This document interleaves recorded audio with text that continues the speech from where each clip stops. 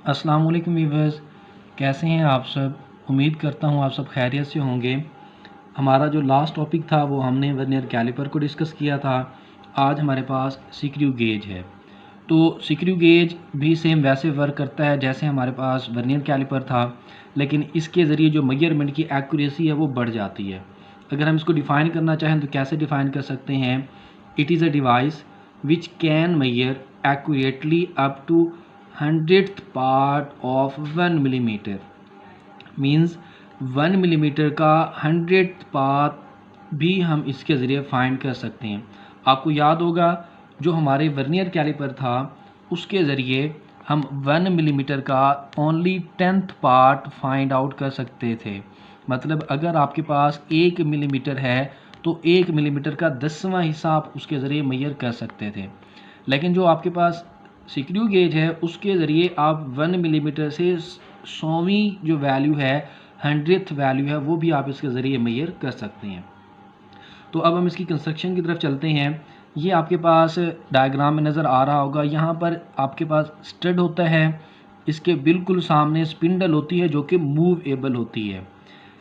ये spindle connected होती है एक हालो सिलेंडर के साथ। इस हालो सिलेंडर के ऊपर एक रीडिंग्स होती हैं, उसे हम मेन स्केल कहते हैं। ये रीडिंग्स जिस लाइन पर लगी होती हैं उसको इंडेक्स लाइन का नाम दिया जाता है। इसके साथ आपके पास एक सर्कुलर स्केल अटैच होता है जो कि रोटेट कर सकता है। इसकी रोटेशन से ही आपका स्पिंडल आगे या पीछे मूव करेगा। अब ये हमारे पास एक स्क्रू गेज है। इसकी ये आपके पास स्टड है जैसे हमने डिस्कस किया। इसके बिल्कुल सामने क्या होगी, स्पिंडल। इस स्पिंडल के साथ कनेक्टेड है एक हालो सिलेंडर, और इस हालो सिलेंडर पर आपके पास ये सर्कुलर रीडिंग्स नज़र आ रही होंगी। ये आपके पास सर्कुलर स्केल है। ये जब आप इसको मूव करते हैं तो ये रीडिंग्स आपकी मूव कर सकती हैं, और आपको ये नज़र आ रहा होगा कि यहाँ पर एक लाइन सी जा रही है जिस लाइन पर ये कुछ रीडिंग्स हैं। ये लाइन इंडेक्स लाइन कहलाती है। समझ आ गई ये बात की। अब अगर हम बात करें, ये आपके पास ये थंबिल है।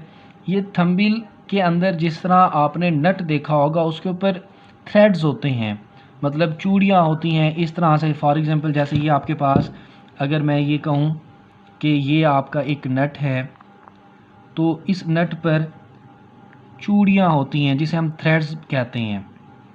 ठीक है, तो जो थंबिल है, थंबिल के अंदर इस तरह से चूड़ियाँ होती हैं जिसके ज़रिए आपका ये स्पिंडल आगे पीछे मूव कर सकता है। जिस तरह हम नट को रोटेट करते हैं वो आगे या पीछे की तरफ मूव करता है, वैसे ही इस थंबिल के अंदर ये चूड़ियाँ होती हैं जिसके ज़रिए स्पिंडल आपका आगे पीछे मूव कर सकता है।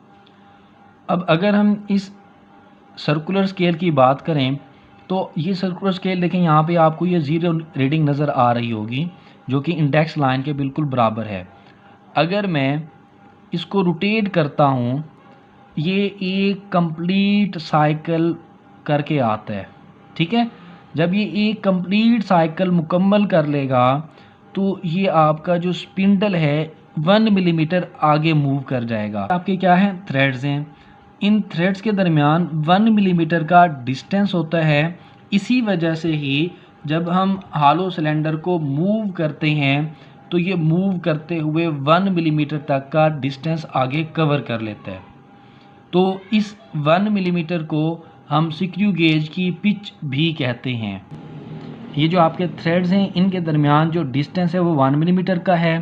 तो इस डिस्टेंस को आप स्क्रू गेज की पिच का नाम देते हैं। तो अगर हम पिच की डेफिनेशन करना चाहें तो क्या कर सकते हैं, पिच ऑफ स्क्रू गेज, तो ये इसको आप इस तरह डिफाइन कर सकते हैं, the distance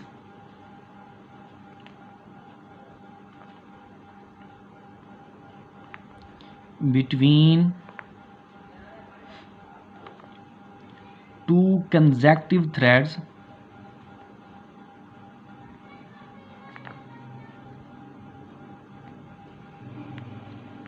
is 1 millimeter,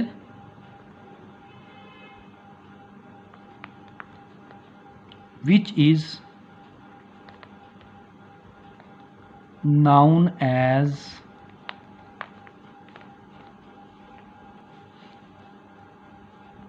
noun as pitch of screw gauge. ठीक है, अब हम बात करते हैं इसके लीस्ट काउंट की। तो जो least count of screw gauge है वो आपके पास बराबर होता है pitch of screw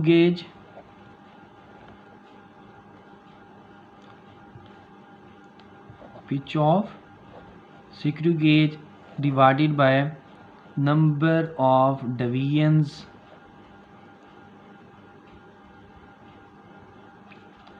on circular scale. Means के जो सर्कुलर स्केल पर हमारे पास रीडिंग्स थी वो मैक्सिमम कितनी रीडिंग्स हैं। तो जो हमारे पास स्क्रू गेज है उसकी जो पिच है वो हमने अभी डिस्कस किया, वो 1 मिलीमीटर है। और स्क्रू गेज के ऊपर जो सर्कुलर स्केल है उसकी जो टोटल रीडिंग्स हैं वो हमारी 100 हैं। तो ये आपके पास 0.01 मिलीमीटर लीस्ट काउंट आ जाएगा स्क्रू गेज का। और अगर हम इसको सेंटीमीटर के अंदर कन्वर्ट करें तो ये आपके पास 0.01 सेंटीमीटर आ जाएगा। तो इन दोनों वैल्यूज़ को आप लोग याद रख लेंगे क्योंकि ये आपके MCQs के अंदर पूछा जा सकता है।